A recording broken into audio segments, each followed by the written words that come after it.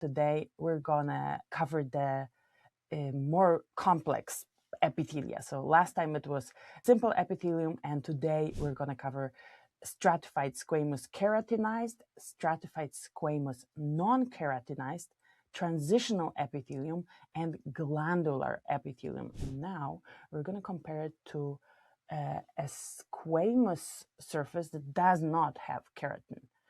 So non-keratinized squamous epithelium, and I need to find esophagus for that. So I'm going to be going through these slides, and you can guess what they are. I'm gonna just give you a little bit time for guessing. If you want to play, go ahead and play, and if not, I'm gonna tell you. This is gonna be, we had it last time. If somebody knows what that is, you can recognize this type of epithelium. This is trachea, and this is our pseudo-stratified epithelium. So that's not what I'm looking for. I'm looking for esophagus, my friends. You can recognize that this is, what kind of epithelium is it? Definitely stratified, and if we look at the top layer, definitely squamous. So this is our 108. That's our esophagus, but it's a longitudinal section. What I'm used to, I'm going to draw what I'm used to. I'm used to a cross section that looks like kind of a flower from the, no. Well, at least I can draw here. So what I was looking for was this kind of shape.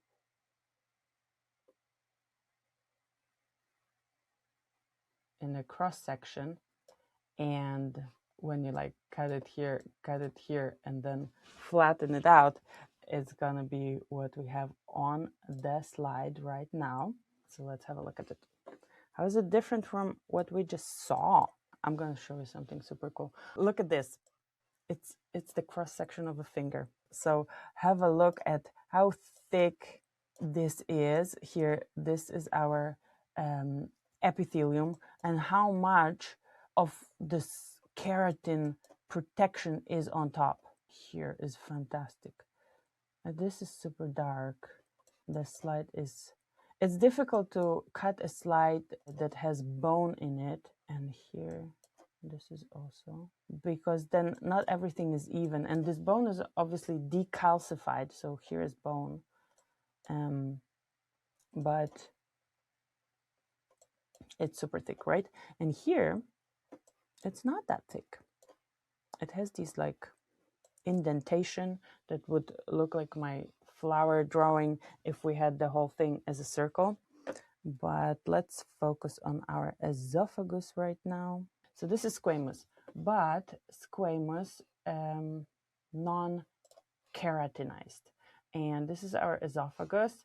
At low magnification, what do we see? Well, we don't see we don't see a tube. We have it longitudinally. If I find any other tubes to show it to you, but I don't think so. We'll check the other tubes, but let's just do the longitudinal, right? And this would be the surface that goes into the lumen, where the food comes into us.